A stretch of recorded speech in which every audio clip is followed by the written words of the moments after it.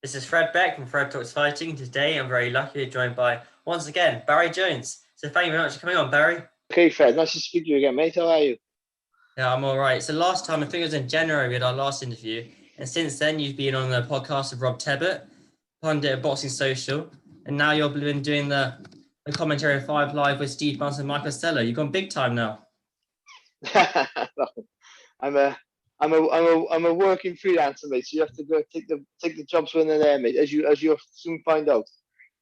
It sounds awesome. So Barry, you were at the fights last night, right? I was, mate. Yeah.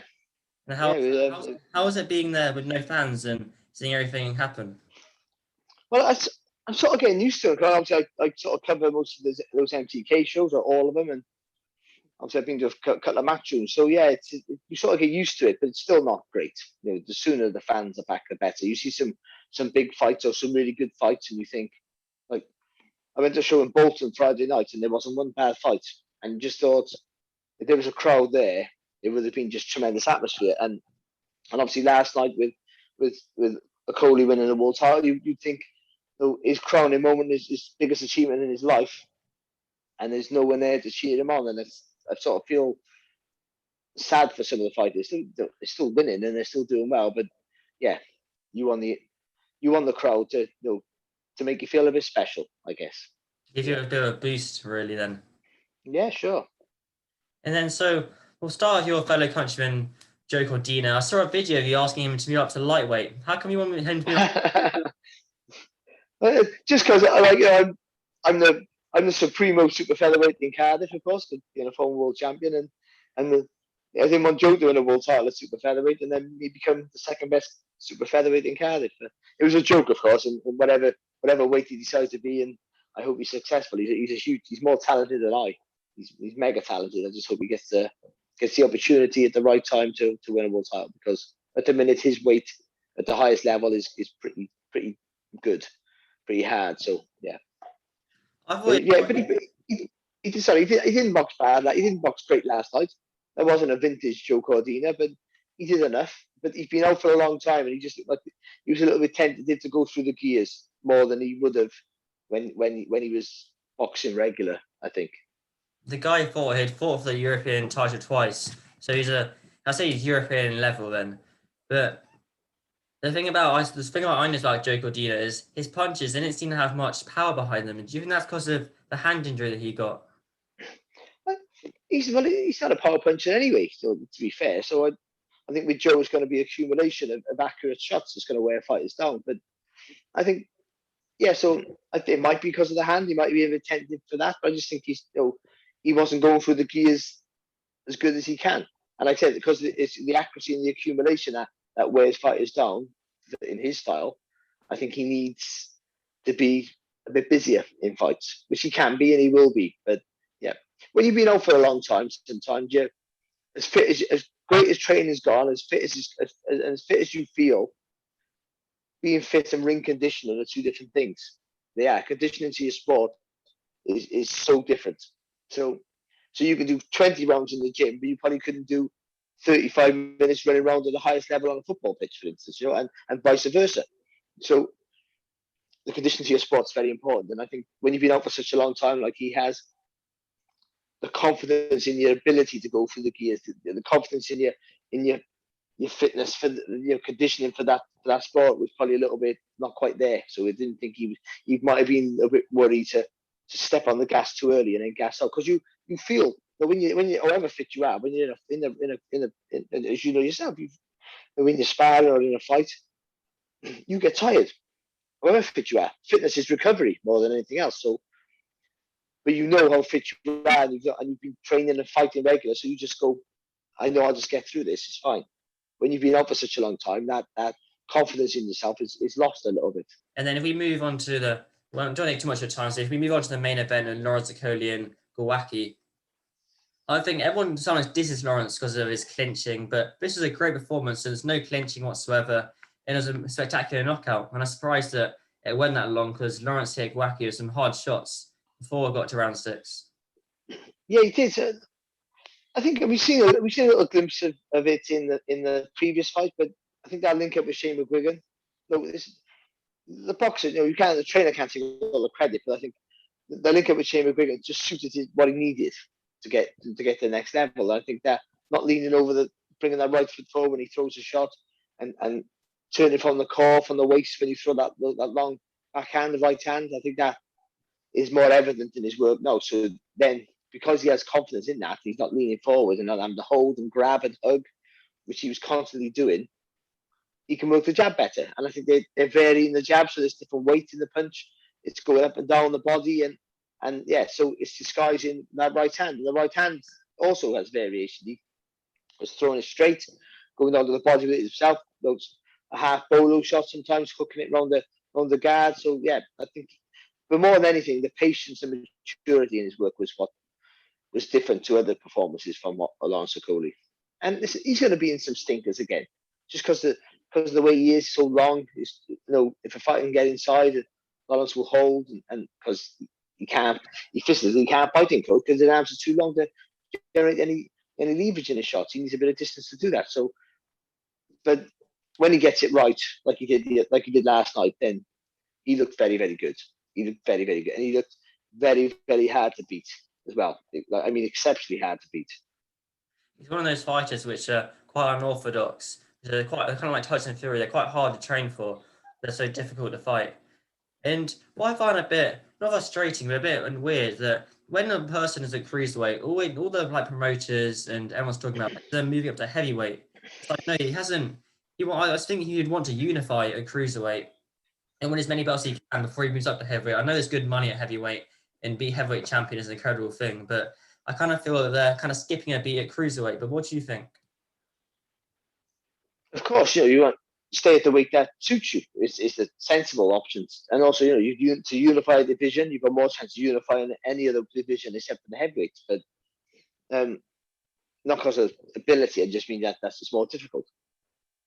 But it's not it's not actually a couple of quid to move the heavyweight. It's millions. You go from earning hundreds of thousands or maybe 1 million if you're lucky. If you're lucky, but doing in millions. Look at Demetrius Andrade, who's had a fantastic career. And he's tough and he's brave and he's strong. He's in really good fights most of the time. He's making millions out of coming second best, and that's not a slight on him. I'm envious of him in many ways. That he's making more than great fighters down at than Roman Gonzalez, for instance. Demetrius Andrade has made more money than him, and there's a legend there who's a born winner against a guy who's I guess now you could call him the gatekeeper of the heavyweight division, to be honest, because you get past Derek and then you think, well, I'm ready for the next step. But he was a contender at one time, and the thing with Derek, he's shown in this extended Indian summer he's having in his career that he's always dangerous. He can always get another shot at some sort of titles reign or an eliminator of sorts. But again, look at the money I'm trying to say, the money he's earning for usually losing the big fights. But he's at pay-per-view again, his next fight. Going to earn a few million quid, at least 3 million, at least 2 million minimum. I would have thought on pay-per-view. So it could be 6 million. And so you think for unifying being the undisputed cruiserweight champion, you might get 7 figures. Lucky if you're lucky, to be honest. Unless they pay-per-view it and do or really market the fighter really well, it becomes sort of like a David Haye type figure. But David Haye moved up the heavyweight because as much as he struggled to make cruiserweight, when he went up to 14.4 from 13.8, I think, to 14.4, he had more leeway. But it was because the huge money was there, so you can't blame him. If I was cruiserweight, my aspirations would be moving up the heavyweight, and if anything, cashing out, even if you didn't think you were good enough. Yeah, Derek Zora is fighting Joseph Parker, and that's been on pay-per-view again, and that will be for the number 2 position for WBO. And so when Joyce and Usyk fight for the number 1 spot, and then I'm seeing Tyson Fury and Andy Joshua will release the belt, relinquish it, they'll fight for the WBO belt. And I don't take too much of your time up, so I've only got one more question. You've got your fellow countryman, Liam Williams, is fighting Demetrius Andrade. I spoke to Demetrius a few days ago, and he's very, very confident in beating Liam Williams. And what are your thoughts on that fight then? He should be confident because he's a 2-weight world champion and he's done nothing wrong. He's looked in stages very, very good in his career, and he's boxed at a higher level. more than Williams has, of course. Williams has only really boxed one world-class fighter in Liam Smith, and he lost twice. These are just the facts. One of them, he looked like he was on his way to winning, but he never. And the second one was a close fight where he couldn't put his foot on the gas in the last 2 rounds, and Smith went away by winning by 3 or 4 rounds in the end. So you can see why Andrade's confident. But if he overlooks Williams, he's going to get a shot. I think Williams has looked great at the middleweight, back up to middleweight. He turned pro middleweight, so he's back up to I think his natural weight. He's looked strong and aggressive and really good, but still at domestic level. That's just the facts. I think he can step at the world level. I think he can be at middleweight. I think he can be a force, and I think he got a really good chance against Andrade. I think Andrade is a real talent, but I think there's this mystique about Andrade. The talk of him is actually better than him. I think there's a mystique about that. He's this massively avoided fighter because he can beat everyone, but he's not avoided. He's overlooked because I don't think he's a big draw.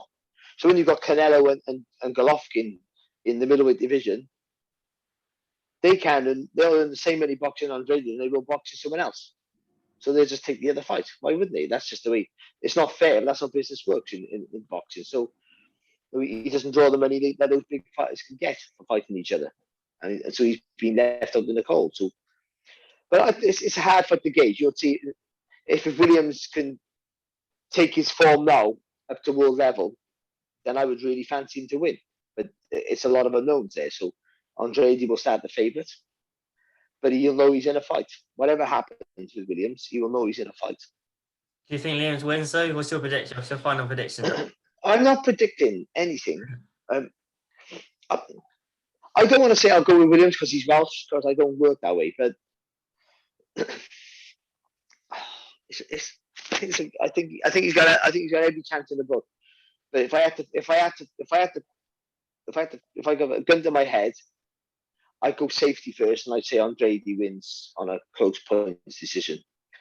Yeah, with a lot of moving and a lot of negative, a lot of holding, a lot of spinning, and a lot of frustrating Williams. But I'm not confident about that, and I hope it's the other way. Of course I do. Well, Barry, I think everyone in Britain does. And so, Barry, thank you so much for your time. I really appreciate it as always. And where can people find you on social media at? Oh yeah, I'm on Twitter. I'm back on Twitter now. Also, I think it's Barry Jones Box. I think I am. I'm on Instagram, I think. Again, what am I on Instagram? Barry Jones. 1927. The year Cardiff City won the FA Cup. Yep. And I'm on loads of dating sites. Don't tell my wife. And I'm joking. That's it. Yeah, you can find me. But come and say hello. Barry, thank you so much for your time. I really appreciate it. Thank you. Anytime, Fred. Take care, mate. Bye.